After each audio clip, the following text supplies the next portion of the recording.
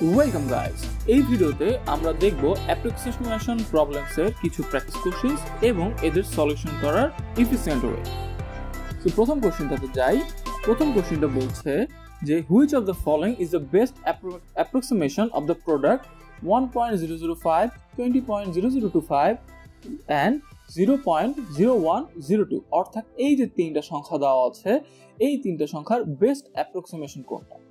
এখন যদি কোনো কোশ্চেনে বলা থাকে যে বেস্ট অ্যাপ্রক্সিমেশন এবং দেখা যাচ্ছে যে অপশনগুলোতে পয়েন্টের পরে একটা বা দুইটা ডিজিট আছে, সো আমরা যেটা করব, আমরা হচ্ছে যে তিনটা সংখ্যা দেওয়া আছে এই তিনটা সংখ্যার অ্যাপ্রক্সিমেশন ভ্যালু নিব। যেমন 1.005 কে আমরা অ্যাপ্রক্সিমেটলি 1 ধরতে পারি, 20.0025 কে আমরা অ্যাপ্রক্সিমেটলি 20 ধরতে পারি, and 0.0102 কে আমরা অ্যাপ্রক্সিমেটলি 0.01 ধরতে পারি। এখন একটা কোশ্চেন করতেই পারেন যে আমরা এটাকে কেন 0 ধরছি না, কারণ এটা তো 0.0102, এটা তো অনেক ছোট একটা সংখ্যা, এটাকে আমরা 0 বলতেই পারি। বাট এখানে সমস্যাটা হচ্ছে, এখানে যদি আমরা 0 ধরি তাহলে এই তিনটা সংখ্যার গুণফল 0 হয়ে যাবে, বাট অপশানে কিন্তু কোনো 0 নাই। সো আমাকে এমন একটা ভ্যালু নিতে হবে যেটা অ্যাপ্রক্সিমেটলি কারেক্ট। আমরা অ্যাপ্রক্সিমেশনের জিনিসটাই জানি যে ওটা ক্যালকুলেশন করতে easier but not accurate. So এখন যদি এই তিনটা সংখ্যাকে আমরা গুণ করি তাহলে আমরা পাবো 1 × 20 × 0.01। 1 × 20 অর্থাৎ 1কে 20 দ্বারা গুণ করলে আমি পাবো 20 এবং সেটাকে 0.01 দ্বারা গুণ করলে আমি পাবো 0.2। So the answer is option B. এবার কোশ্চেন নাম্বার 2 তে চলে যাই। আগের কোশ্চেনে আমরা তিনটা সংখ্যা গুণ করেছিলাম, এখন দুইটা সংখ্যা গুণ করে নিচের সংখ্যাটা দ্বারা ভাগ দিতে হবে। এখন প্রথমে যে সংখ্যাটা দেখা যাচ্ছে 7.40096, এইটাকে আমরা অ্যাপ্রক্সিমেটলি 7.5 বলতে পারি। পরের যে সংখ্যাটা দেখা যাচ্ছে 10.0342, এটাকে আমরা অ্যাপ্রক্সিমেটলি 10 বলতে পারি। এবং থার্ড যে সংখ্যাটা দেখা যাচ্ছে 0.200135, এই সংখ্যাটাকে আমরা অ্যাপ্রক্সিমেটলি 0.2 বলতে পারি। সো এখন যে ক্যালকুলেশনটা করতে বলেছে, আমরা যদি রেজাল্টটা ক্যালকুলেশন করি তাহলে উপরে যাবে 7.5 × 10 / 0.2।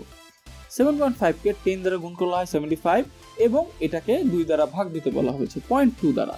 এই 0.2 কে আমরা 2/10 লিখতে পারি, অর্থাৎ 75 × 10 অর্থাৎ 750 / 2। 750 কে 2 ভাগে ভাগ করলে হয় 375। এই অ্যান্সারটা আমাদের ডি নাম্বারের কাছাকাছি, কারণ ডি নাম্বারটা বলেছে 370। এই ভ্যালুগুলো অবশ্যই অ্যাকুরেটলি আসবে না, কারণ এগুলো সবই আমরা অ্যাপ্রক্সিমেট ভ্যালু নিয়ে কাজ করতেছি। এবার আমরা পরের কোশ্চেনটাতে যাই, কোশ্চেন নাম্বার 3। কোশ্চেন নাম্বার 3 তে বলছে which of the following numbers is the best approximation of the length of one side of a square with an area of 12 square inches। অর্থাৎ একটা স্কোয়ারের এরিয়া বলে দিয়েছে 12 বর্গ ইঞ্চি, অর্থাৎ আমার একটা বাহুর দৈর্ঘ্য লাগবে। আমরা জানি বাহুর ক্ষেত্রফলের সূত্র, বর্গের ক্ষেত্রফলের সূত্র হচ্ছে বাহু গুণন বাহু বা সাইড স্কোয়ার। সো যেহেতু আমাকে এরিয়া বলে দিয়েছে এবং আমার একটা লেন্থ লাগবে, সো আমার 12কে স্কোয়ার রুট করতে হবে। আমি আগের ভিডিওতে বলেছিলাম যে যদি কোনো জায়গাতে স্কোয়ার রুট করতে বলে, আমরা তখন স্কোয়ার রুটে না গিয়ে যে অপশনগুলো দেওয়া থাকবে সেই অপশনগুলোর স্কোয়ার করব। আমরা যদি এ নাম্বার অপশন নিয়ে শুরু করি, এ নাম্বার অপশনকে যদি স্কোয়ার করি তাহলে আমি পেয়ে যাব 10.24। এখন আমি দুইটা ওয়েতে কাজ করতে পারি। এক নম্বর ওয়ে হচ্ছে আমি পাঁচটা অপশনেরই স্কোয়ার বের করব, অথবা আমি একটা অ্যাপ্রক্সিমেট ধরে নিব যে এটা কার কাছাকাছি হতে পারে। সো আমি যখন প্রথমটা স্কোয়ার করব তখন আমি দেখতে পাচ্ছি এটা 10.24, অর্থাৎ এই যে 10.24 এর পরেরটা বা এই যে 3.4 বা 3.5 এর কাছাকাছি ভ্যালু আসতে পারে। সো আমি 3.6টাও স্কিপ করতে পারি, 3.3টাও স্কিপ করতে পারি। বাট এই ভিডিওর জন্য আমরা ইলাবোরেটলি প্রত্যেকটা ট্রাই করব। বি নাম্বার অপশনটাকে যদি স্কোয়ার করি তাহলে আমি পাচ্ছি 10.89। সি নাম্বার অপশন অর্থাৎ 3.4 স্কোয়ার বা 3.4কে যদি 3.4 দ্বারা গুণ করি তাহলে অ্যান্সার পাবো 11.56। 3.5 কে স্কোয়ার করলে পাবো 12.25 and 3.6 কে করলে পাবো 12.96। আসলে 3.6 এর এটা করা দরকারই ছিল না, কারণ আমরা জানি এই ভ্যালুটা 3.4 এবং 3.5 এর স্কোয়ার রুটের মাঝখানে থাকবে।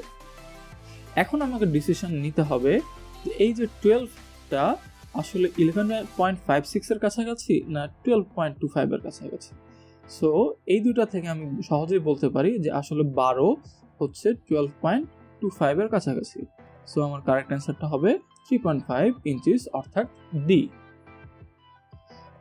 আচ্ছা, এবার পরের কোশ্চেনটাতে যাই। কোশ্চেন নম্বর 4, এটাতেও বলছে যে which of the following is the closest to the square root of 1/2। আবার আমার কাছে চাচ্ছে স্কোয়ার রুট। সো আমি কি করব, আমি যে অপশনগুলো দেওয়া আছে সেই অপশনগুলোর স্কোয়ার করব। সো প্রথমটাকে যদি স্কোয়ার করি তাহলে আমি পাবো 0.625। এখন মাথায় রাখতে হবে যে আমার কিন্তু দরকার 0.5, অর্থাৎ অপশনগুলোকে স্কোয়ার করার পরে আমার লাগবে হচ্ছে 0.5। সো দেখতে পাচ্ছি যেটা আসলে অনেক বেশি, অর্থাৎ 0.5 এর থেকে বেশি। 0.5 স্কোয়ারকে করলে হয় 0.25, এটা অবশ্যই অ্যান্সার না। 0.6 কে করলে 0.36, 0.7 কে করলে 0.49 এবং 0.8 কে করলে 0.64।